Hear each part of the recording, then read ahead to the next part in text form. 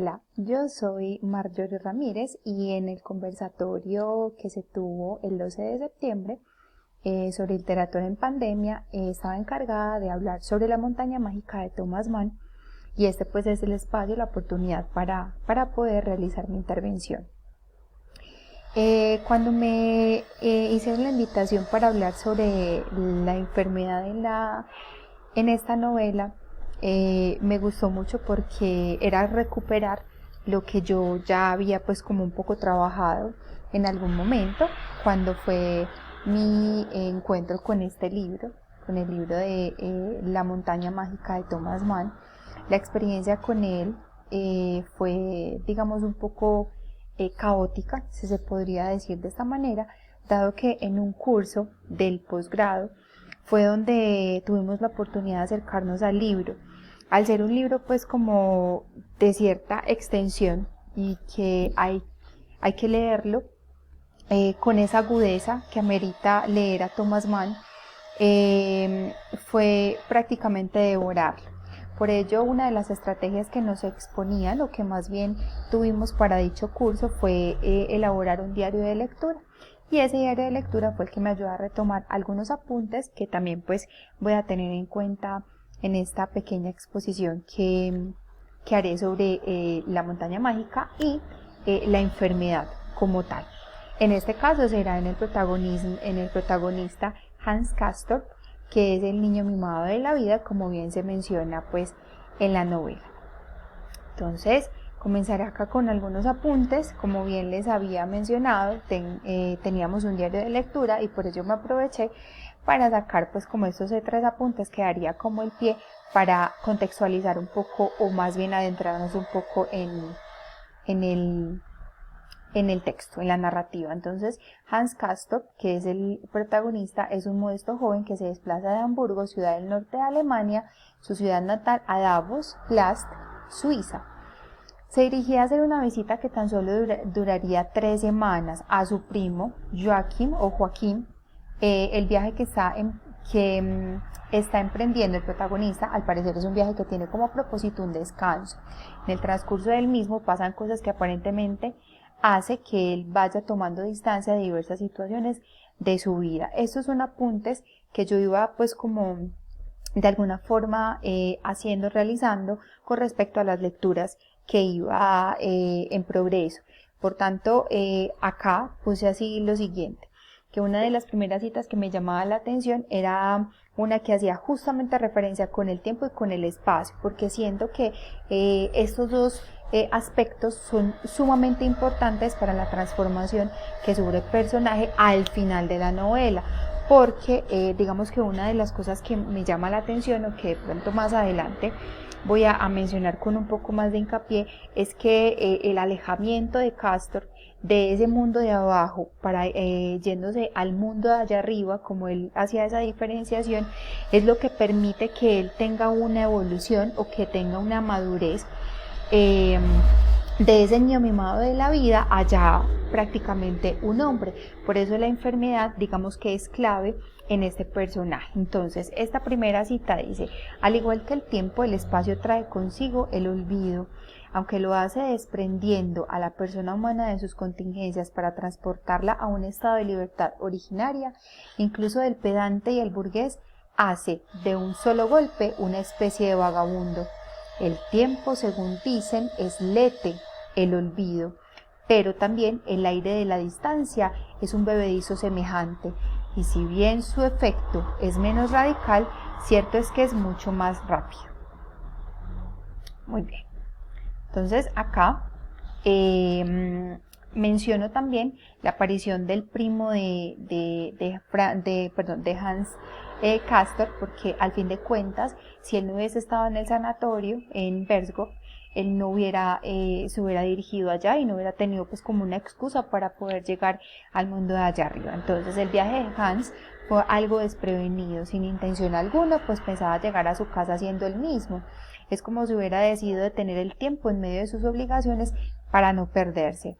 También entonces acá me parecía muy importante caracterizar un poco al primo del protagonista y lo apunto de la siguiente manera. Podría considerarse como la contraparte de Hans, hombre alegre, campechano, aspecto saludable, tranquilo, es teniente.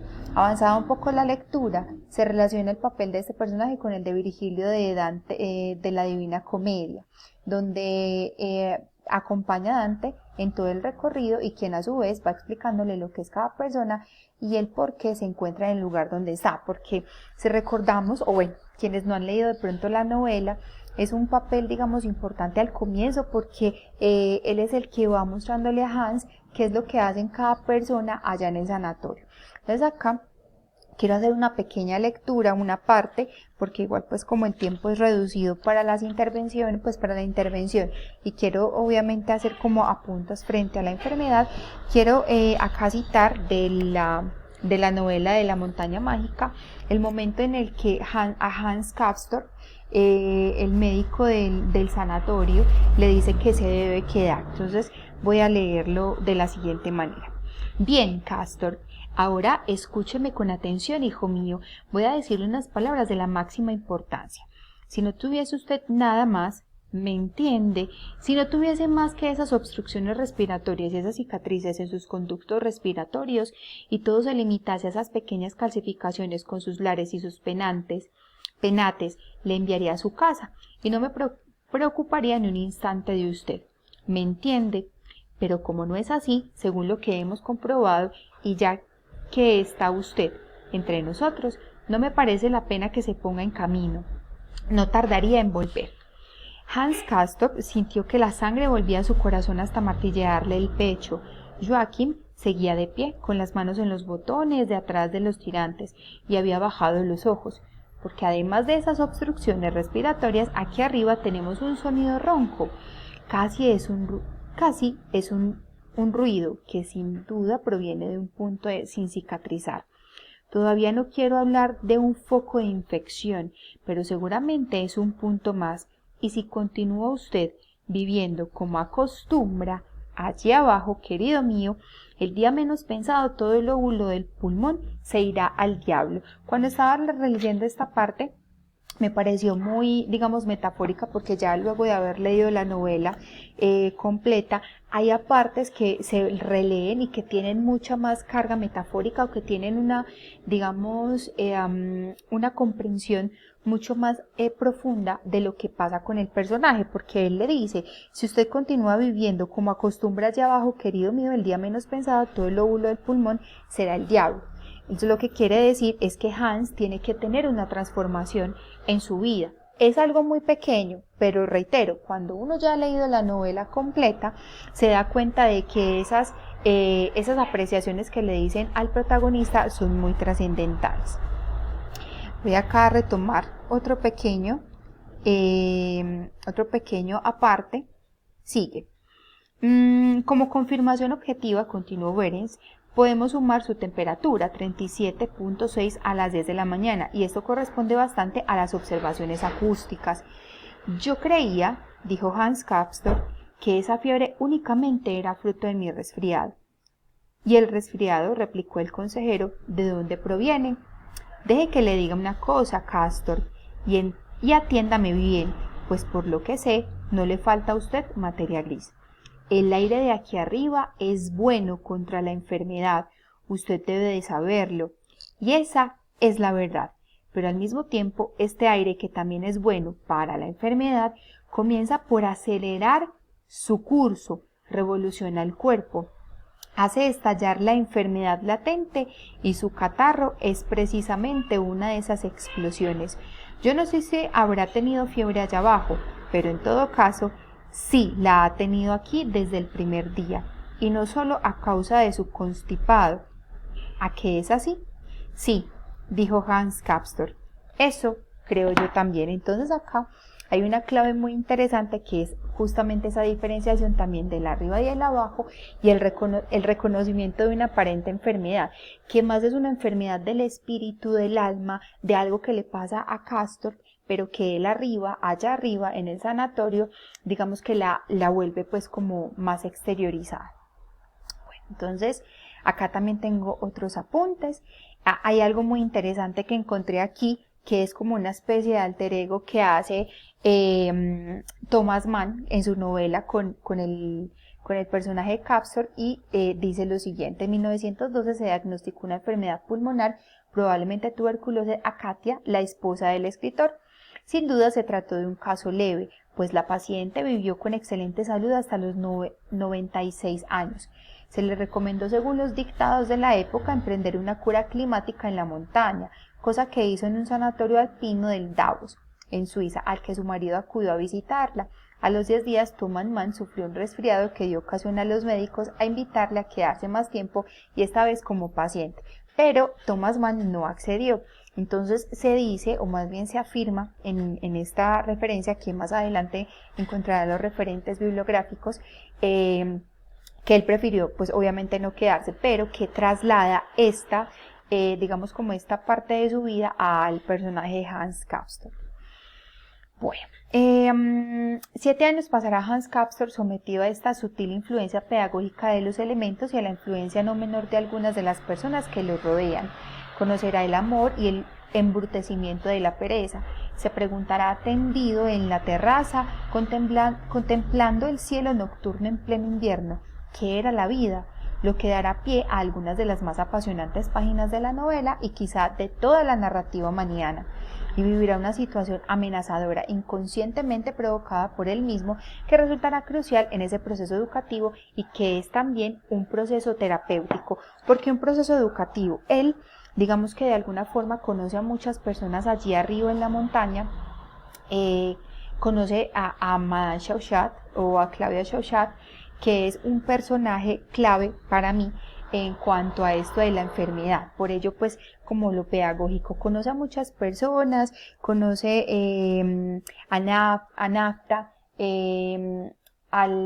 bueno, se me escapa el nombre en ese momento del otro personaje que él conoce, pero que él va, digamos, como tomándolos como puntos de referencia, como si fuese guardando dentro de sí esa cura para luego exhortarla o sacarla luego de todos los años que él está en el sanatorio. Sin embargo, para mí, digamos que lo que es la aparición del personaje de Madame Chauchat es la enfermedad, y más bien la liberación también en Hans Capstor de toda esa enfermedad del espíritu que él tiene.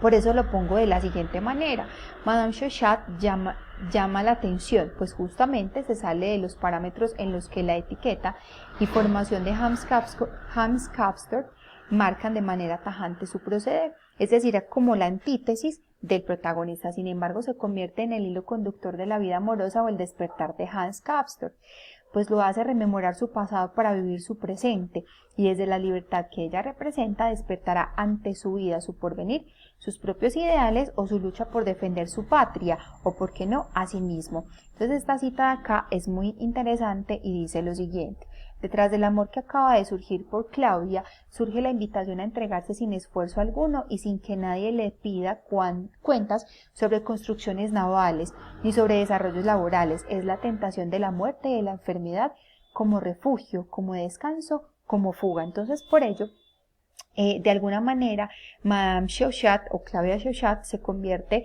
también como en esa enfermedad, pero a la vez la cura, porque la desaparición de ella en la novela hace que se comience a dar el despertar en el personaje. Se convertirá pues Madame Chauchat en enfermedad, pues la enfermedad se asume como una liberación del deber, las normas y las reglas, y como tal será la licencia para abrir su mente ante otras realidades y vivencias que probablemente no había experimentado hasta ese entonces en el mundo de allá abajo, dado que los dos contextos cargan con connotaciones muy diferentes, pues el uno libera y está supeditado al tiempo, atendiendo a las obligaciones diarias, o sea, al mundo de abajo, y el otro está supeditado a la cura del reposo y los paisajes climáticos que van generando en los pacientes ambientes de cura y de tener que pensar en su propio bienestar. Por ello es muy interesante también no olvidar el capítulo de nieve, que es un capítulo muy revelador. A partir de ese capítulo es cuando llega la cura de Hans Capstor de toda, digamos, esa monotonía de su vida. Pero entonces para ello obviamente hay que adentrarse un poco en la novela. Digamos que esta apenas es un abrebocas de lo que se podría obviamente hablar de la enfermedad en la montaña mágica, pero bueno, muchas gracias por escuchar.